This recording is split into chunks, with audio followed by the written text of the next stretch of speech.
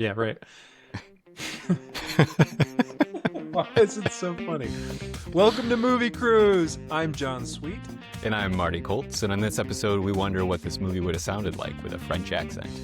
And we see that Tom Cruise might have been just as successful working at Toys R Us. Well, Marty, I'm glad to be back recording. Yeah, me This too. is good. This is going to be a fun one, I think.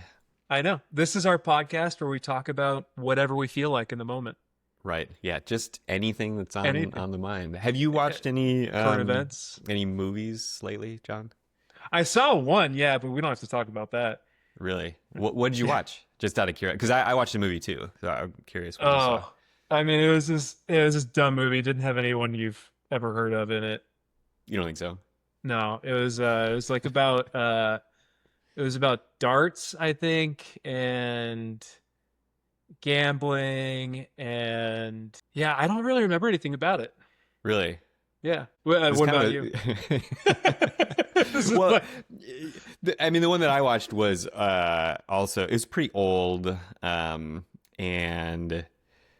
it had some obscure actors in it, but it sounded very similar to the one that you watched, but it was about pool. Oh, pool. I meant to say pool. I don't know why I said darts. Oh, Yeah. Okay. Yeah. Maybe it was the same movie. Was it The Maybe. Color of Money? Yeah. You know, what a coincidence, John. Yeah. But we don't have to talk about that. We can talk about whatever we want in this podcast. It's our time. I don't think it is our time. It's But okay. Well, we can get into it. Yeah, The Color of Money with Tom Cruise. Tom Cruise and Paul Newman, directed by Martin Scorsese. hmm Marty, do you want to give a 30-second synopsis of this movie? I can try. I was thinking about that this morning, how I would synopsize it. Okay. And I'll give it a shot. Synopsify, I think, is good. Is it synopsify? Okay. Definitely not, but you can say whatever you want. Yeah. Do you want to time me? Go. Okay, so this is a sequel to the 1961 movie The Hustler, which featured Fast Eddie Felson, Paul Newman's character. So they bring back Fast Eddie Felson, and he is now, well, I didn't see the original, but he's now sort of a washed-up pool hustler, I'm meant to believe. And he sort of stumbles across Vincent. 5 seconds. Oh, boy. 5 seconds left, or I've been talking for 5 seconds. 5 seconds, and you're done.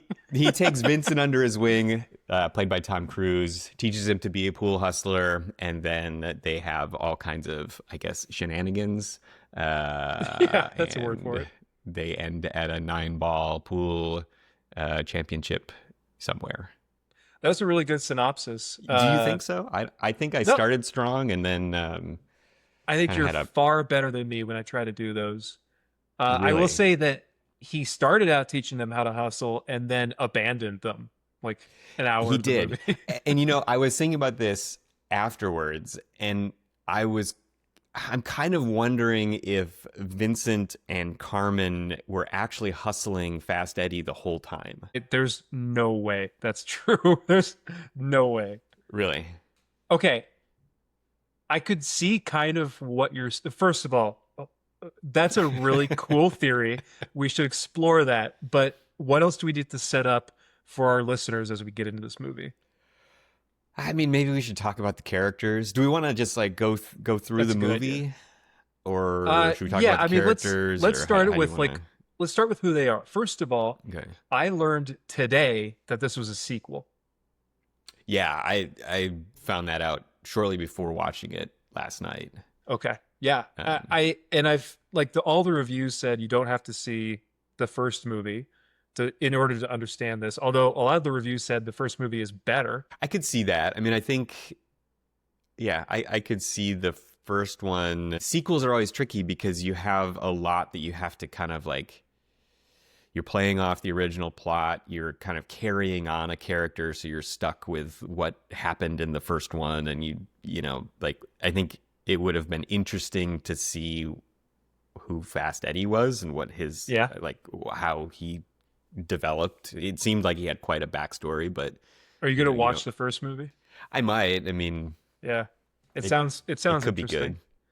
You have to honor the fans of the first movie while bringing in new watchers of the second movie, right? Right. Yeah.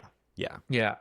Uh, okay, so Paul Newman plays Fast Eddie Felson. He plays that in The Hustler and in The Color of Money. I think Paul Newman's great, but basically he is a hustler who is not just really good at pool, but knows how to play the players in order to bring in the most cash in a night, in a week, in a series, right? Of games. Yeah. And So at the beginning, they called it like stake horsing or something. Like he's yeah, not hustling pool anymore. He's like bankrolling other hustlers. But his main gig, I guess now, is selling liquor, right? yeah, right. Old McAllen, Yeah. which I love that the very first scene he's talking to this woman in a bar and trying to sell her on this whiskey, and then a couple scenes later they don't mention it, but you see 5 cases of McAllen whiskey. So Yeah. he's very good at this. Yeah. And I noted like throughout this movie there are little things like that that just I really liked the way that they filmed this movie, and there's just little things throughout this movie that like really make it better. Like it's a really good movie from that perspective. Like you Do you see have any those, other examples? yeah, like you see the boxes in the bar. I noticed that too. And Yeah. then there's like little pieces of reality that they put in there. Like there's one scene where Vincent and Carmen come out and they lean on his car for some reason, and he just like it doesn't really add anything to it's not part of the movie at all, but it's very real. He's like, "Hey, watch the paint on the car," and they're Yeah. like looking at the leather Do you have any jacket, like, "Oh, metal on your is that jacket? metal on there?" And Yeah, they're like, you "Oh do. shit, I'm Yeah. sorry, Yeah, didn't yeah, mean to yeah. scratch you." Like all of It was this like little, slice of life kind of thing. yeah, that you Yeah. don't. It's like it adds some depth and like reality to the movie, which I thought was great. Yeah. So he's a hustler, like not just pool, but in everything he does. And from the moment that he watches Tom Cruise play in the first scene, he decides he is going to either hustle Tom Cruise or teach him how to hustle, or both at the same time. Yeah, well, isn't what's the his existing hustler that he's got Julian. Julian's playing Vincent in the bar at the beginning, and I didn't realize. they're trying to hustle Vincent, and Julian keeps Oh, losing to him, I and totally missed that. Okay. he keeps like he gets more money from But Fast losing Eddie, for real. but then like at the point when he's supposed to hustle him and win all the money, he then like keeps losing to Vincent, which is Okay. like how Fast Eddie discovers like, oh, Julian, you're washed up. This guy is the real deal. Okay. And so he decides he's going to take Vincent under his wing, although very tough mentorship. Did you notice that the way that he convinces Vincent to go on the road with him is by making him insecure about his relationship? Yeah, and that was He like does that the whole pervasive movie. through the whole movie. Yeah. And it's a little strange. Like I don't quite understand. I couldn't pin down the relationship between Fast Eddie and Carmen, who is Vincent's Oh girlfriend. my God. I mean, that's a harried relationship that was really hard to watch through a lot of it, right? It Yeah. was strange.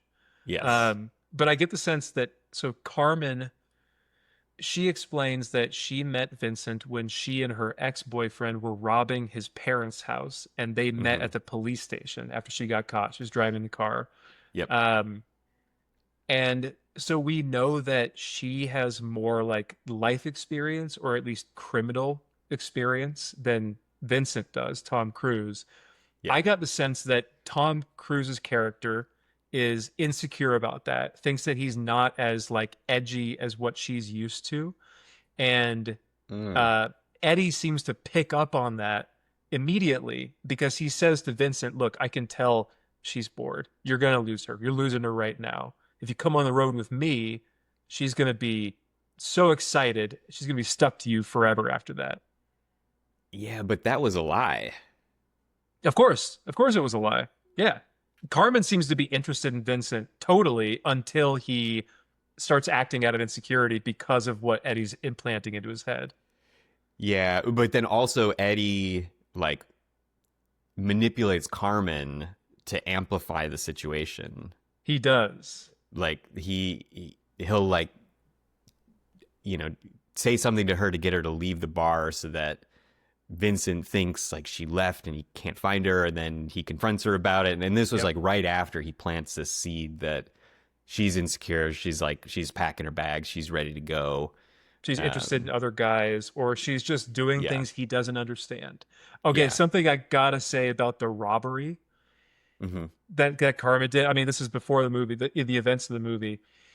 She has a necklace that was yes, that was Vincent's mom's, and she explains to Eddie that she she got it from the robbery and kept it, but Vincent doesn't know that it was his mom's because all Vincent said about it was, "My mom has one just like that." right, yeah. So which And that's what? well, so that was a moment where to me it was very clear like Carmen is running the show for them. Yeah. She's the one that is in charge for the Vincent Carmen duo. She's running the show, and that Vincent is like he's sort of dumb. Yeah, he is He's kind like of dumb. he's really just like He's a a kid.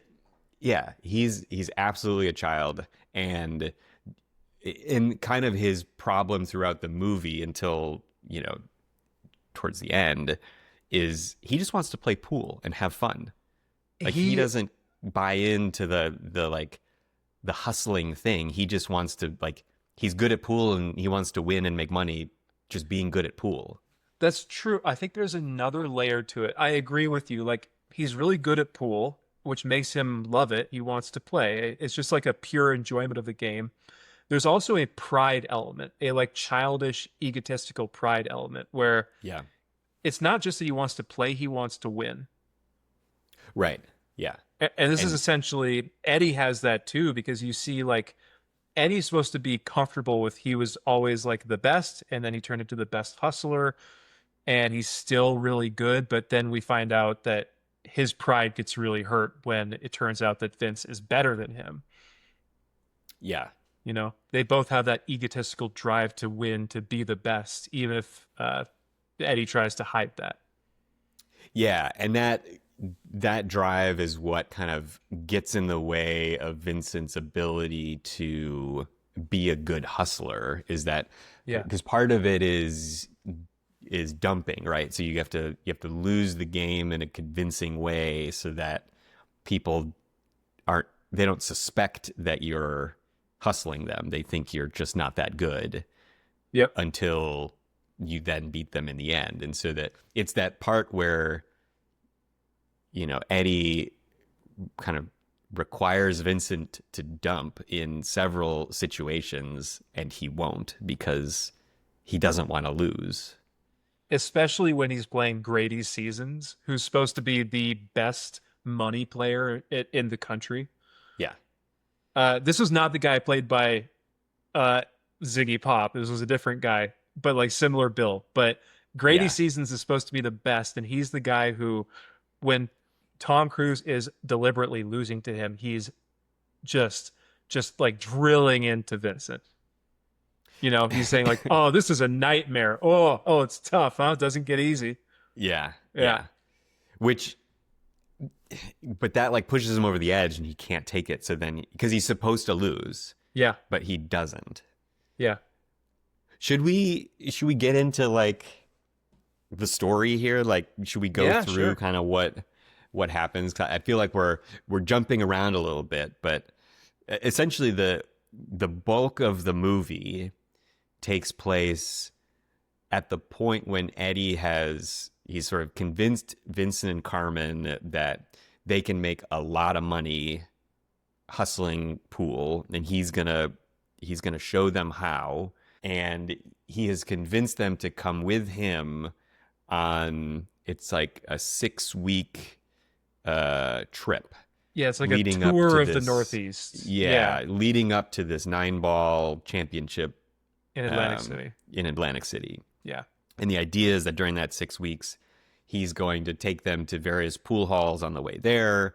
He's going to teach them the art of hustling, and they're gonna kind of create. It's a part of the whole thing with going to the 9-ball open is that they have to create Vincent as a nobody by the time he gets there, right? Like he has to Yeah. have established himself as like good enough to be in the tournament, but not somebody that like they want to tank his odds so that when they They bet want on him to in the tournament, they'll make yeah. a lot of money. They want to set up like a profile for him, just like you said, he's good enough to be in the tournament, but he's not the best. Because that way when he gets to the tournament, he could either win the whole tournament, which is like a 50 grand jackpot, Hmm. or he could maybe tank the tournament and then do really well in the side betting outside of the tournament.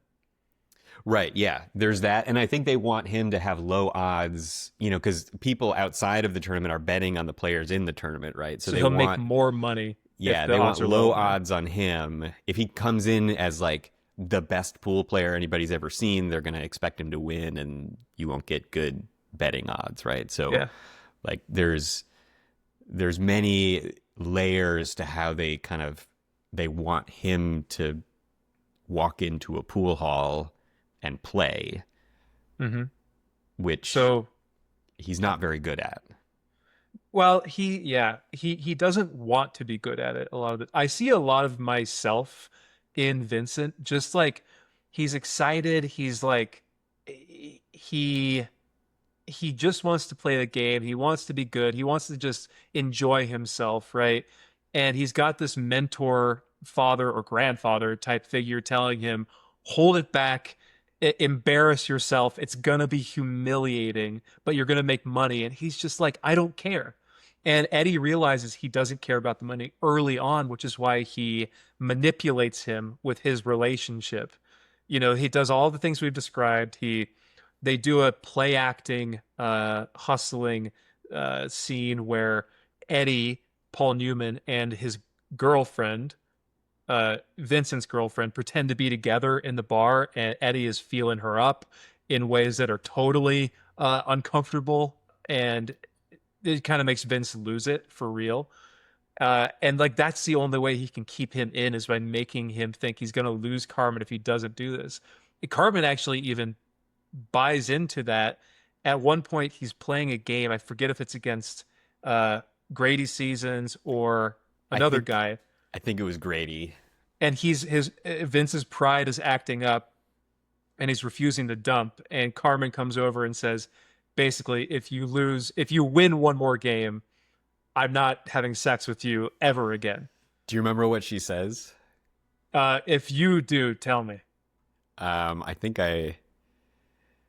yeah. So I noticed this because I thought this was going to be a point when Carmen actually revealed herself as part of like they're both using him to get what they want, and nobody's really there for Vincent. They're just leveraging Vincent's skill to get money. I thought this was like a point when she revealed herself and it was Oh going to yeah. cause some drama with Vincent, but it doesn't end up causing that. But she says something like, "If you win one more game, you're going to be humping your fist for a long time." This movie is so quotable. I love it. Yeah, yeah. I think it's So a yeah. I thought that was like her, like exposing herself as part of the scam on him, revealing that like I'm only here for you to like produce money through this. I didn't think it was that extreme. To me, it felt a lot more like we're trying to do this thing where we make money. If you keep winning, we're not going to make the money I want. And so she didn't just walk away and like dump him. She just warned him, you need to lose this game so we can do this hustling thing. Or It else was I just, will dump you. That was the threat, right? I I'm didn't gonna think it, leave. I didn't think it was dumping or and Okay. walking away. I thought it was more just like the, you know, like the stereotypical wife or girlfriend thing of like, if you do that, well, you're sleeping on the couch kind of thing. Oh man, I interpreted it in that moment as like, oh, this is gonna be the rift because he's gonna figure it out that Mm. she's just using him. I don't know if that's the right read. Our viewers can decide for us. Well, I don't think it was because he doesn't. That's not where it goes. Like they Yeah, don't. it's not where it goes. It doesn't end up that way. So I There's read that another wrong. great line around this time where Eddie and Carmen, I think, leave Vince to his own devices because he just wants to play.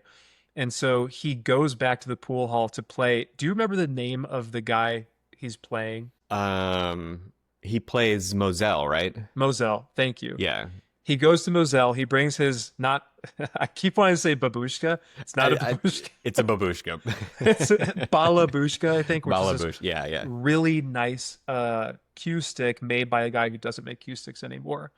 And he brings the case. He kind of like touches it and caresses it. Moselle gets curious. He opens the case, and Moselle says, "What is that?" And he said, he laughs and says, "This is Doom." Yeah. It's such a great line. It's going to be your Doom, basically. Right, yeah. And at that point, so Moselle is he's the biggest stick in town, I think, in the Yeah. particular area they're in. He's the best that's around there. And so in the beginning, when they got there, they instruct Vincent, like, you will not play this guy because you need to, like, you need to stay away from him. If people think you can beat this guy or they see you beat this guy, nobody else in town is going to want to play you because they know you're good. So Yep. stay away from Moselle. And through a bunch of, I guess I don't really remember why he and Eddie get into a fight, I guess, about something that Vincent's doing. And so he like storms off, grabs the cue, comes back later alone, Vincent does, and like just goes and beats Moselle. Yeah. And like, you know, basically exposes that he's a good player, but it seems like they have a good time and he wins a little bit of money, but not a lot. You know what that game is it's two masters having fun playing each other, not worrying about the hustling. And they do have fun, and at the end of it, it looks like they are fast friends. And it's kind of a Yeah. testament to Tom Cruise's character, where it's like, yeah, he's a decent guy who just is really good at this game and wants to play the game. There's nothing wrong with that, you know? Yeah, I mean, I think he's kind of holding on to the idea that you can just be a professional pool player and make Yeah, money playing pool instead of the like the hustle, right? yeah. And it's interesting because the job that they take him away from, do you remember he's like selling He works at um like a Toys R Us, basically, yeah, as a yeah, floor salesman. right. But he's really good at it. Yeah, Like he sells this thing to this couple and gives them a discount and is like a salesperson at Toys R Us selling children's things, but he's like really passionate about it. He's really good at it.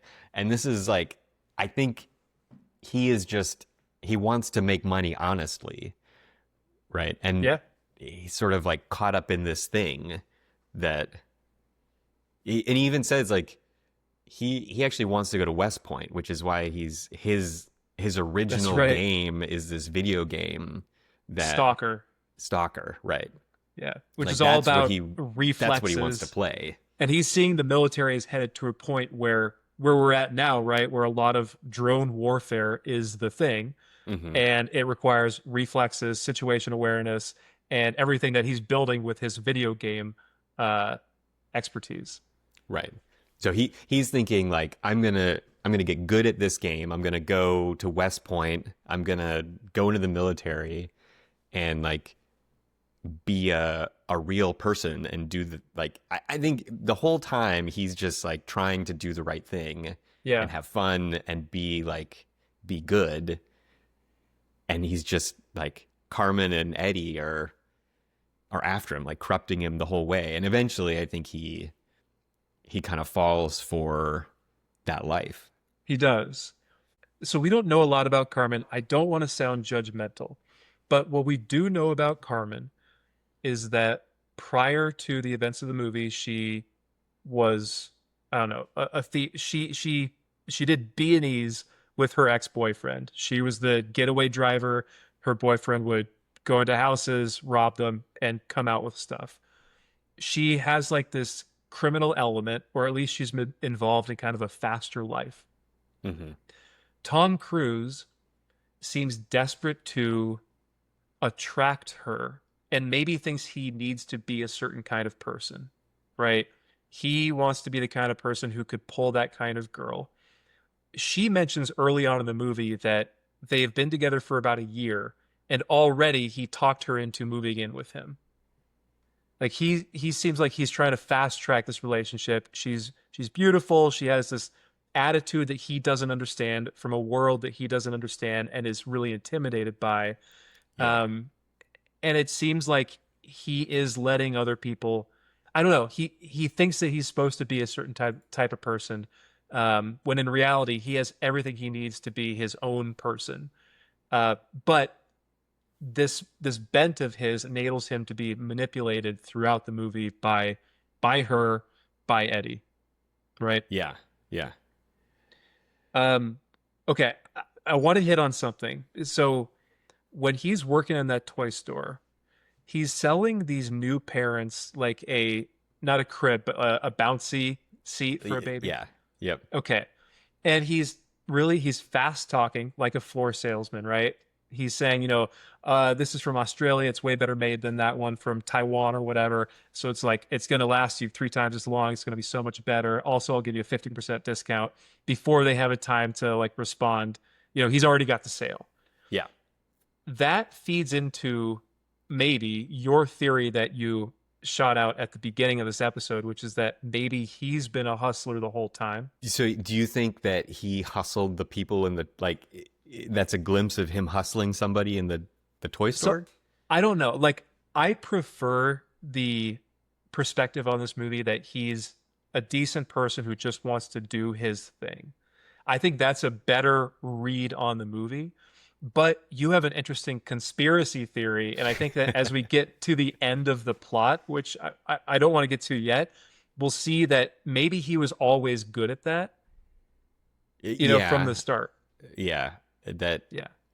that could be. I mean, that's an interesting take on that sale as a hustle, as opposed to him like as it like demonstrating his ability to hustle people versus demonstrating his passion for being good at something. I And prefer good the at latter. basically everything, right? Yeah, I prefer that interpretation, but maybe we've got something else here. Yeah. We've got I'm to not get to sure, the end. in the conspiracy theory that I have, I don't have all the pins and the red ribbon tied together yet. I don't know Right. exactly how that I think there's like that lays 3 out, but pins and 2 Yeah. pieces of ribbon. Yeah. I don't have the ribbon up yet. I got the pins, but not the ribbon. I don't have everything connected. I have to hit on the relationship between Carmen and Eddie before we get to the end of the movie. Do you get it? I don't get it. Let's just lay out the facts. Okay. What's interesting to me, and I remember this from seeing this movie the first time as like a, I don't know, 13-year-old. Oh, you've seen this before? Yeah, like 20 This is a years trend ago. with you, John. You like to you watch the movies more than once, and then I come Strange. in and I'm just I- uninformed because I know. I've only seen it once. It's not fair, is it? It's not It's fair. hard. I'm You're so hustling sorry. me over here. Yep. We need hustler names like Fast Eddie, Falco, or whatever his name was. Felson. I think his name is just Eddie Whatever. Felson. How dare you? So what strikes me that made me uncomfortable watching this as a teenager and also now was Carmen and Eddie spend a lot of time together outside of with Vincent not being there. After they meet in the very first scene, I think the next scene is Carmen just meets up with Eddie outside of the bar, gets in his car, and talks to him about the hustling business. And the conversation was innocuous, kind of, but but it was strange to me that she's just like meeting up with this older man in his car. It just felt like inappropriate, right? Which is fine. Yeah, yeah, I agree. I think there's a lot of inappropriate things that are present in their relationship, which I don't understand. Yeah, that's just like a minor setup. And then there's more things where they're hanging out together at a bar where while Vince is playing, they're kind of acting as the business managers. But then uh, when Eddie starts manipulating Vincent, he's also kind of manipulating Carmen. Like early in the movie, he sends her out to get cigarettes and probably says something. We don't hear it, but probably says something like, "Get the ones from across the street," so that she's gone longer and Vince has longer to worry about where she was, which you Right. mentioned. Yep. And then there is a scene where they're on the road and they're staying in a hotel, and Eddie comes into their hotel room. Carmen has just gotten out of the shower, and you can see her reflection in the bathroom mirror hung on the door where she is nude, Hmm. and Eddie sees her and stares at her, and she doesn't cover up at all. She just stares back, kind Yeah. of like in this siren kind of seductive way, which is very uncomfortable. And then the last time that I'm thinking of is Tom But Cruise Vincent is has there during that he is. that first encounter. He is. And he doesn't notice any of this. He's oblivious like he is for most of the movie about most things. Right, because he's on the bed facing the door and the Yeah. bathroom is behind him, so he doesn't see that.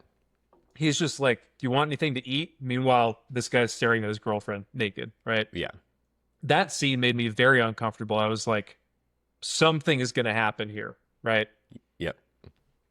And then we talked earlier about where Vince and Eddie get into a fight. Vince goes back to the hotel room, takes his cue, and then goes to beat Mosul. Hmm. And after he left, Eddie comes back to the hotel room looking for him. And again, Carmen is like barely dressed. She's got like a shirt kind of tied around herself and just wearing like underwear, and does not get dressed when Eddie comes in the room, lets him in the room, and just kind of like lays in the bed with her butt sticking out facing him. Yeah. And do you But want to then describe what well, happens he next? Go gets ahead. kind of mad that she let him in. So Yeah. he like kind of like switches into a weird like protective role. Like you can't just like what if I had been some other guy? You can't just like let people into your room, And she's like, especially if "Well, you're you not weren't." dressed. Right. And then I don't how does it escalate to what actually happens? I will say the part we're about to describe is in the trailer. So they're proud of this moment. But Right. basically, like she says, "It wasn't some other dude, it was you, so whatever, why do you care?" Then he goes to the bed in a way that looks like he's about to assault her, but then he picks her up, like brings her physically into the bathroom, pushes her against a wall, and says like, I don't know, something like, "Is this what you want?" And then screams at her, "I'm not your daddy. I'm not your boyfriend. You don't flirt with me. You don't do this shit. You get dressed when you're taking a shower," Hmm. and dresses her down basically for not dressing up. Yeah, I'm he says I'm not your daddy, I'm not your boyfriend, I'm your business partner. We're Yeah. partners here. Yeah. And so like it's weird because right before that he like threatens to like throw her in the shower Yeah. and have sex with her in the shower. Yeah. And then like it's just very strange. I I think the way to read it is that he was never going to do any of those things, but he's saying like, "Is this what you want?" Because clearly this is what you are trying to compel me to do by being naked and letting me see you mm, naked and all this stuff. yeah, okay. I think he's all about the money. That was never going to happen, but the way that he grabs her, brings her into the bathroom, I think would be a triggering scene for someone who has those triggers. It was Yeah, violent for a it couple was. seconds. Yeah. Yeah. Okay. I think that makes sense. Their relationship prior to that though, like when they're trying to do the like two brothers and the stranger hustle and they're all over each other at the bar, like it just feels like there is more physical connection between those two than is necessary to like pull off a hustle like that Maybe. that I think Vincent picks up on. And so I guess you're sort of like led to believe there's something going on there until that moment. I think maybe you're meant to be feeling insecure like Vincent is. Yeah. I will say like Carmen and Eddie are very similar to each other. They share a mind. They share like this pseudo criminal, we're smarter than the people around us and we're going to take advantage of them kind of mindset. They seem to be almost like kins, We're going to kinship. manipulate you Yeah. Yeah. to But get also what we like they want. understand each other Yeah, yeah. I mean, on they're an both intellectual hustlers, level. right? Like, I think Yeah. it's very clear that Carmen is a hustler. That in the fact that she wears Vincent's mother's necklace Yeah. that she stole and has convinced him that it's just one that's like, It's a like coincidence. she's very clearly a hustler Yeah. and Yeah. has that mindset from the beginning. Yeah, I think they understand each other, but you're right, there is a weird physical thing that it's strange. I don't know if it's a feature or a bug in this movie. Yeah. um. So where do we? So it all sort of culminates at the tournament, right? And at Yeah. this point, Eddie has dumped them and said, like, you don't need me anymore. I think he's gotten mostly just frustrated with Vincent that It's not he's not just that. It's learning, right? when Forrest Whitaker's character hustles Eddie, Eddie Eddie's pride is damaged. Eddie realizes I've been hustled. I'm not as good as I was anymore, and maybe I'll never be that good again. I'm a sucker now, and he's just devastated by that. And it's a minute after that happens that he dumps them and says, I don't have anything else to teach you. You know, I see. Yeah. that's my take. So that's how he's realizing that he's not as good as he thought he was. He's over the hill, or at least he's afraid that he's over the hill. There's like this mortality coming into his mindset where he felt invincible his whole life. He's this hustler who can manipulate everyone around him and pull all the strings, and then he realizes that those days are long gone. He's not Hmm. the best pool player anymore. He's not the best hustler anymore. And I think that he heads into a really dark place. Okay. So then they go their separate ways. And actually there's the moment when they break up, it's in like the stairwell, right, of that Yeah. pool hall. And I think there's a couple of scenes like this in this movie that I think are, when I think about Tom Cruise and his acting and his style, and he's kind of erratic Yeah.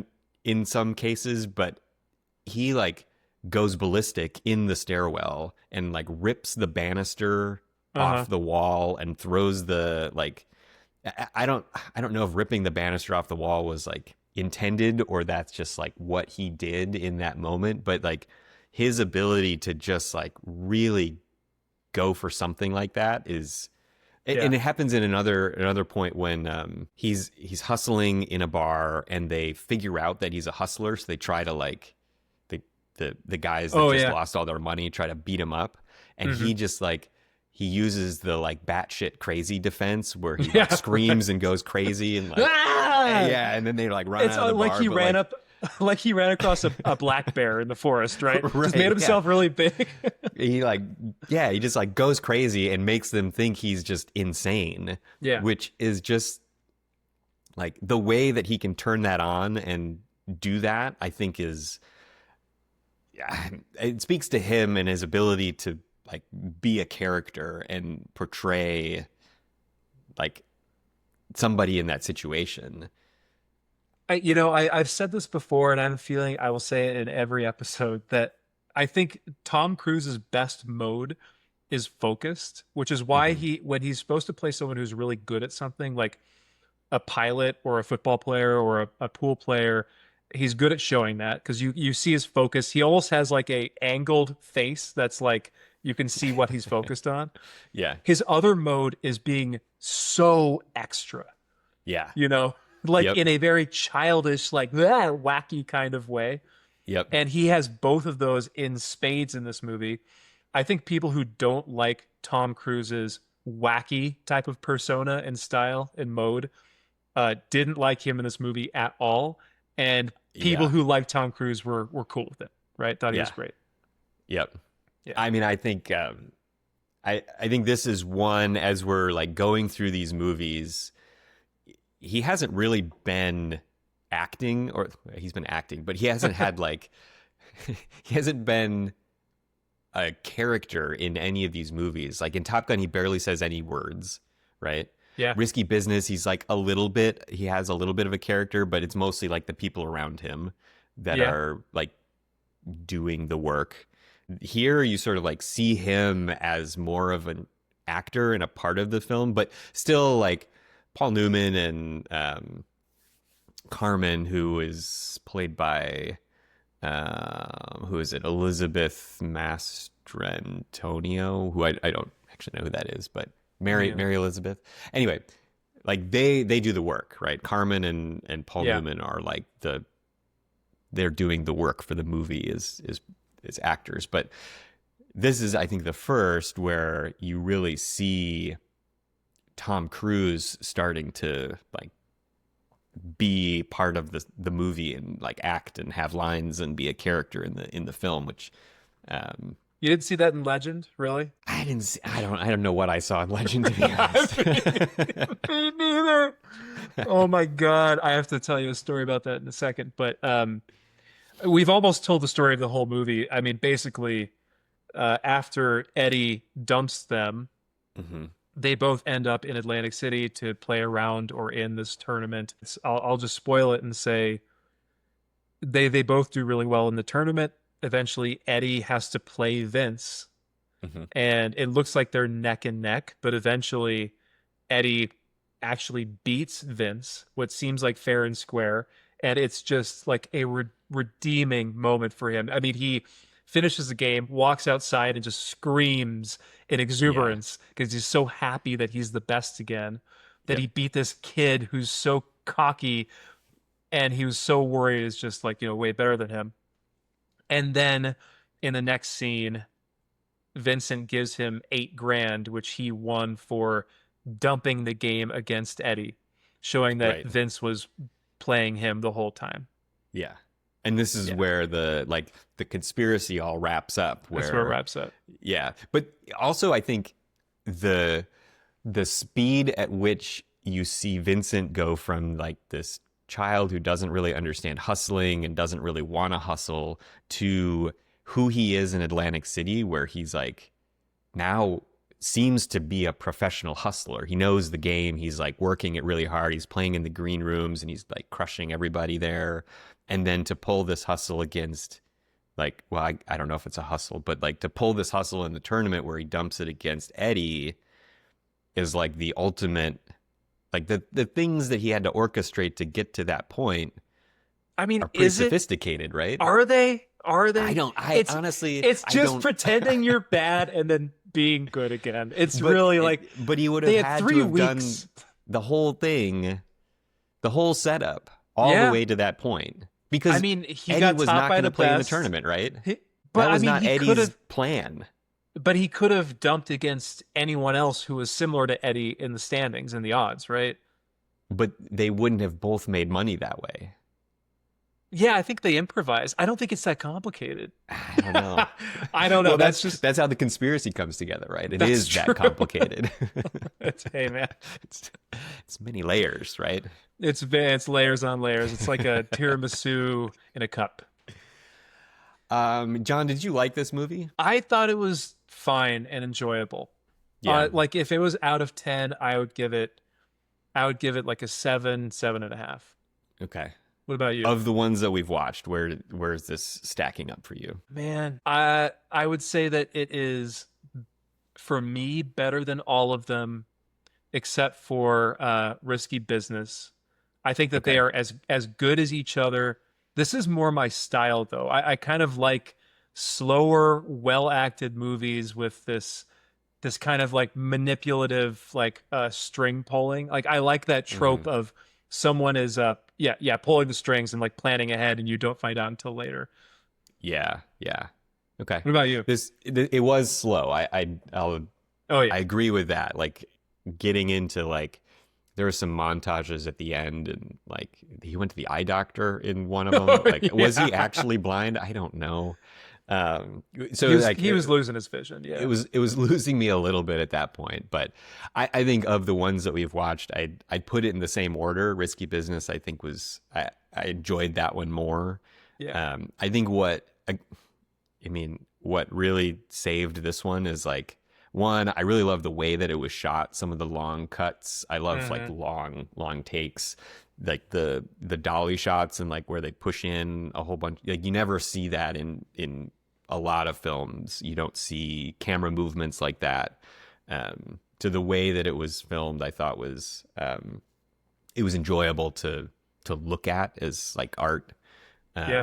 But again, like Tom Cruise it was all, Fast Eddie and Carmen, like holding this whole movie together. Tom Cruise is also there as kind of a strange character that, He's just he's a vibe yeah, in the movie, yeah. So basically. I liked it. I think it's, I don't know that I don't know that I would watch it again, but Oh, number wow, number okay. two so far. Maybe if you watch The Hustler, you'll want to watch this again. Okay. Well, let's get into our next segment. Let's do movie phone. Hello, and welcome to Movie Phone. If you know the name of the movie you'd like to see, press 1. That's always All right, fun all to right. hear. So this movie came out also in 1986. Top Gun was 1986. It was early in 86. This is late in 86. So there wasn't a whole lot of advancement in the mobile phone technology in that time. So I'm gonna talk about a phone that was announced in 86. Okay. It didn't. I couldn't tell if it actually came out in '86. I don't think it did, but it is the successor to the first mobile phone, the one. And I went back to losing it to see if we actually talked about the first one, but I don't think we named what the phone was. Okay. This is the successor to that phone, which it was called the Motorola Dynatac 8000S. One of the things with this guy, so in the Top Gun episode, we talked about the phone that weighed 10 pounds, and it had like an hour of battery life. Right. This one, so they got it down to 820 grams, which is about a That's pound, meaningless. 1.8 pounds, so just under 2 pounds. Okay. So a pretty significant reduction in size for the 8000S. But the battery Wow. life was about 30 minutes you could talk on it, and it would take 10 hours to fully charge. So that call had better be important. Oh my God. Is this a car phone? No, these are mobile phones. I found a eBay listing for one. Okay. Do you want to guess what the initial bid, the asking price is for this? Oh, to buy So it right now? I'll tell you. The listing is called Motorola Dynatac 8000S-1986-rare-works tested plus access plus bonus. Oh, it works. Wow. Yeah, I don't think it actually works, but I'll tell you why. But Okay. Okay. I mean, we should get one for the show. Maybe we no, could we should not. do a recording on it. I'm gonna guess it's if it's rare, $1,000. Double. So they're asking 2,075 or best offer. So you could get them on you could lowball them, but I Why think do you some think of the it things doesn't work? Well, so it says in the description, and the description is vast, but at the end it says, note, after 10 hours charging, the phone powers up briefly. Amazing, amazing, amazing.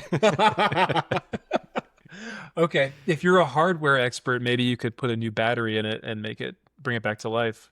Maybe, I don't know. Frankenstein it. I don't know what kind of battery you would put in here, but yeah. Wow. So apparently they sold originally for $4,000 in 1986 or 87, which is roughly $11,000 for one of these things. So you're getting a pretty good bargain at 2,000. Can you imagine paying $11,000? Yeah, I mean, we see like the iPhone 17 come out and it's like $1,200, and we're just like, oh my god, this is ridiculous. But they were paying $11,000 for phones back then. Crazy. Well, it's a really ugly piece of hardware, and we got to have a photo of this on the Instagram. Yeah, I will put one up. We can get they make movie props. I saw one for $14 that's like a movie prop of this phone that I think we should get some of those. But okay, I love that idea. I would want one on my desk right here. Yeah. We could hold them up while we play the movie phone trivia song. That's fun, Marty. That's a fun idea. Okay, you want to do some trivia? Yeah, let's do it. I've got a few for you. First thing I wanted to mention is that my fiance went to a sleepover recently, and we're in October, we're in spooky season. Someone brought a DVD of the movie Legend. Oh my god! Unprompted. Wait, did they steal it from us? No, I don't know where my copy is. Could be. I'm pretty sure mine is downstairs.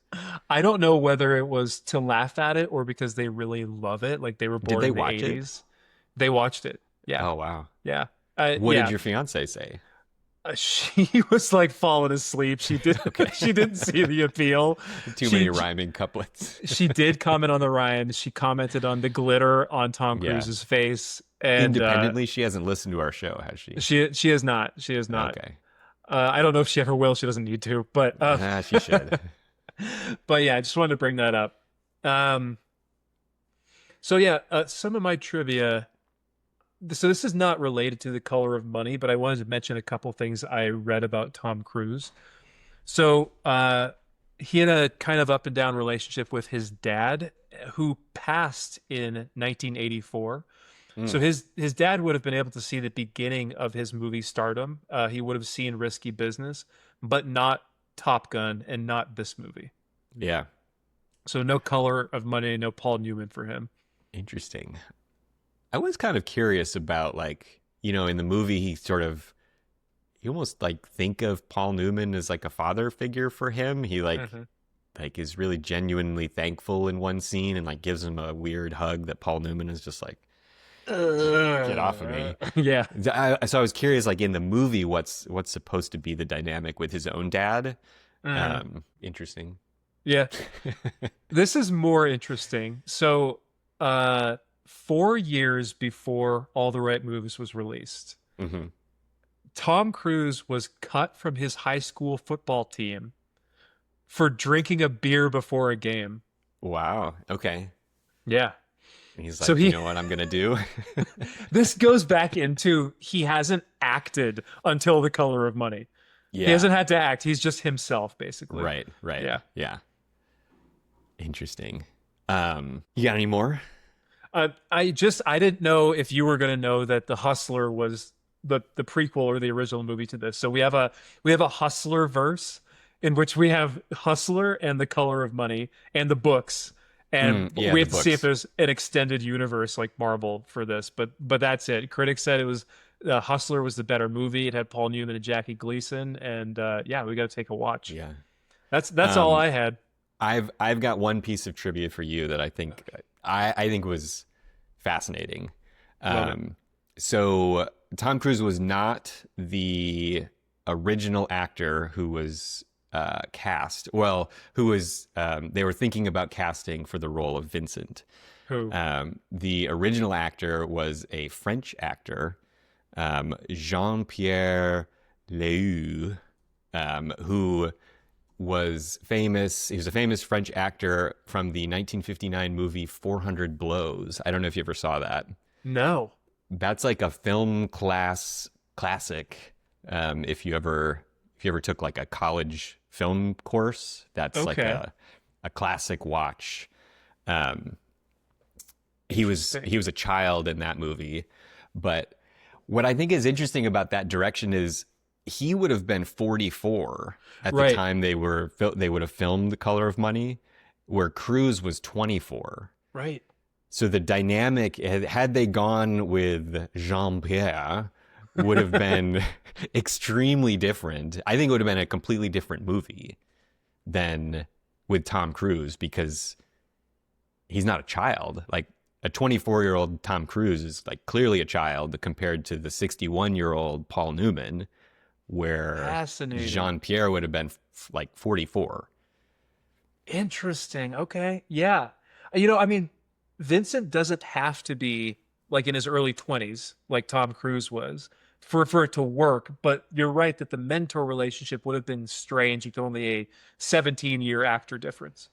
Yeah, and like the girlfriend side of things and like figuring out life, it just would have been so much different with Yeah. a 44-year-old as opposed to a 24-year-old. I mean, maybe Jean-Pierre has like a baby face and would have looked like he was in his late 20s, and maybe I don't know. Yeah. I mean, I think so there was a quote from Jean-Pierre about this. He said it was a regret that he had not doing this movie, but do you want me to read what he said? Please, Okay. yeah. Should I do it in a French accent or not? Please do not. I Do can not, tell okay. you don't have one. Go ahead. Ouch. He says, I was in the countryside resting with a young woman by my side, and the phone rings. I hear this French. voice in English. I don't speak a word of English. I asked the young woman to translate for me, and it was Martin Scorsese. He wanted me to do this movie with Paul Newman in Paris. I wasn't honest enough to say that I'm not really bilingual. I said, if you give me a week to prepare, I can do it. And a few days later, apparently they backed off and didn't have him do it. But it was going to be in Paris. He doesn't speak English. And doesn't speak English. How was he going to do his lines? I'd give him a week. He was going to get ready for it. It is called the Doom. Oh, Carmen, why do you do this? Wait, why do you get to do a French accent? Mine wasn't good either. That would have been crazy.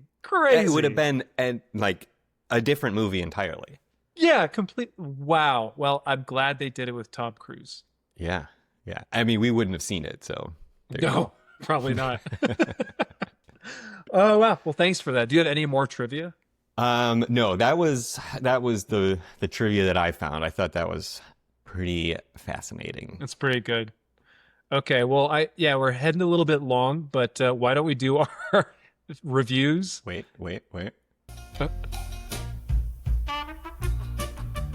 Go on. This is Go ahead. great. I love it. Reviews and reviews of reviews.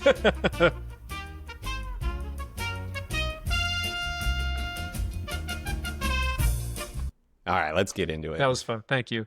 Yeah. Okay, I've got a few. Okay, so I've got a five-star review from Bill Griff. It's called Good Item, and his review is This is an Amazon review I'm taking. It. yeah. Okay. Really don't remember buying this. Might have been a drunk purchase, but but who doesn't like Paul Newman and Tom Cruise, right? I give that review 2 stars because I don't even know if he watched the movie before reviewing it. Wow. So it just shows up on his doorstep. He's like, where'd this come from? I mean, I guess I'll we've all- watch we've it all and been there. then go write a review for it. I don't know if he watched it first, but yeah, I think that's about it. Let's go back and forth. Do you have Okay. one? So you gave that a 2? I gave that a 2 Okay. because I don't know if you watched the movie. Okay, gotcha. So here's one. It's a 2-star review from DJ Linux. Oh my god! It was not what I expected at all. Paul Newman led the entire movie on making everyone think he was coaching Tom Cruise. Instead, he wanted to bang his annoying GF and then trick him into losing at the tournament, which that was only the last 30 minutes. The hour, you're stuck wondering if he actually had sex with a minor or not. It gets a 5 out of 10. It was corny too. I give that review a 0 out of 5 for a number of reasons. First of all, it's a 2-star review, 2 out of 5, and then he gives it a 5 out of 10. So just like clearly not understanding how reviews work. And second of all, he doesn't understand the movie at all. Paul Newman didn't trick him into losing the tournament at any point. Clearly, they never have sex. Like, he just doesn't. I don't think he watched the movie either. I don't think he understands what he saw at all. Period. Yeah. Yeah. So 0 out of 5? 0 review for that. On that 2 out of 5 / 5 out of 10. On the 2 out of 5 / 5 out of 10. Which I guess 5 out of 10 is like, half, and 2 out of 5 is close to half. So I guess if you want to have some rounding errors. No, because he could have said 4 out of 10. But he could have said. He could have said 4 out of 10. That would have been, that would have been more So no, let's not give him that. Okay. All right, I'm not giving you the benefit of the doubt, DJ Linux. Oh my God, DJ Linux. Oh God, what a dork. Right, what else you got? All right, I got a 5-star review. The title of the review is Fire, and the body of the review is very good, pulls you in. Oh. Now, that's a pun. I don't know if it's an intentional pun, but it is a pun. Definitely intentional. That's the review? Yeah, very good, pulls you in. All right. Fire. What's your review of that review? I give it a 4 because Okay. he watched the movie. He or she, Mark, watched the movie, had an opinion on the movie. The review matched his opinion of the movie, and he included a pun. So that's good handiwork. 5 out of 5. Yeah. Okay. Yeah. Great. All right. My last one here is from Jennifer Wilson. This is a two-star review as well. It says, "This has to be the boringest movie ever. Also, this is the first movie review I have ever written. And I'm writing it because my husband is downstairs watching it. I tried, and 50 minutes in, I left." So she's not halfway through the movie, thinks it's too boring, leaves her husband on the couch downstairs to go write this review and trash the movie. For the first time, she's never written a review before. That's amazing. Good job. I know. Proud of you. Yeah. A for effort. What do I give this review? I'll give it a 3. Okay. It's average. I mean, you could finish the movie at least. It's her first review. Maybe she didn't know she has to watch the whole movie. I guess so. It just seems like you got to get to the end to know if the movie is good, right? I mean, technically, but if it doesn't pull you in after 50 minutes, I think it's totally fair to leave. Yeah.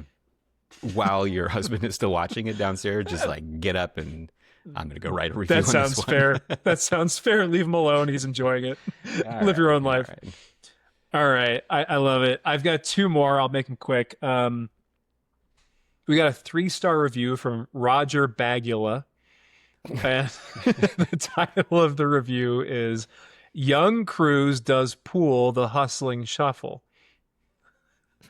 Okay. The body of the review is "Why I don't like a movie that is probably going to be a classic of the 80s? Well, playing games to win money just seems a very cheap substitute for a life. The teacher and the gifted pupil are Newman and Cruz. At the end, we are left wondering if they aren't both in the wrong profession." All right. So judgmental. I give that review a 3 out of 5 stars. They watched the movie. They had an opinion about the movie. I don't agree with their opinion. It's very judgmental, but they did also give us some facts. The teacher and the gifted pupil are Newman and Cruz. Now hold on. So I gave the last review low marks because they didn't finish the movie. And you gave this review higher marks because they did finish the movie, but you gave me crap about the idea that you have to watch the whole movie. It's my rubric. I guess. I don't think you have to watch a movie you hate, but I appreciate a review that went the whole way and formed an opinion. But shouldn't that play into your review? Okay, they started the movie. They made an attempt to watch the movie. How about that? All right, what's the other one you got? Okay, this is a 1-star review from Data Loco. Ooh. The title of the review is "Horrific Tarnish on the Source. Watch Bringing Out the Dead instead." I don't know what that means. The body of the review is, Marty, what are you thinking? Anyone who watches this picture will forever have a feeling it was a real tarnish on The Hustler. Tom Cruise. What? Now, At first I was like, wait, me? yeah, they're talking about Martin Scorsese, but I thought that was a nice way to leave off this episode, is questioning your judgment, Marty. What am I doing? What were you what thinking? What am I doing? So that's reviews and reviews and reviews. Well, you didn't give that a review. What's your review of that review? Oh my God, thank you. I give it a 5. It made me happy. Okay. These days in the world we live in, you just got to smile, you know? You got to take what you can get. Okay. Well, this has been really fun, Marty. I think we took it. Do you know what's next? I don't know what's next. I don't think we need to get into the next movies necessarily. All right. Well, Should our we give listeners are just going to have to wonder what happens next. I'm okay with that. That's fine. Marty, it's spooky season. Do you have a costume you want to tell the listeners about? I don't know yet. Really? Okay. Yeah, I haven't figured that out yet. What about the kiddos? Do they have costumes they want to wear? Well, yeah, we're like, deep in the K-pop demon hunter land right now, so. Okay.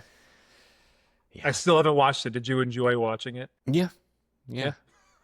I didn't really understand it, but maybe that's a review for another show. Well, I review that review as a 4 because you tried to watch it, you had an opinion on it, and you gave you a review. and I gave you my review. Part of my rubric is that you gave a review and all. That's an important component. Cool. All right, should we wrap it up? Hey, I'm going to be a plague doctor. Oh, right. You didn't even ask. No one reciprocates. What's wrong? What's going on in this world, man? John, tell me what you're going to be for Halloween. I'm going to be a plague doctor. I'm going to have that long beak and a kind of like the top hat, the long beak mask, and then some robes. Yeah, I know what that is. Many people don't. We don't know if we have fans, but we definitely have listeners, okay? They're not all you. I actually don't know what that is. That was pure sarcasm. Well, okay. Sorry. That's okay. I'll look it up. Okay. Well, We don't have an outro still. we still don't. Disembarking from the cruise for a day tour on the coasts. Yeah, we need that big that. That's not what a cruise ship sounds like. We need the horn though. I like that we both did the horn. A horn. Signal. Yeah. Yeah. Maybe I'll add that in post. It's more like a Foghorn. Yeah. That's a great idea. Everyone's gonna love it. Well, it's been great talking to you. All right, I'm gonna end Let's this. get out of here. See ya. All right. Goodbye.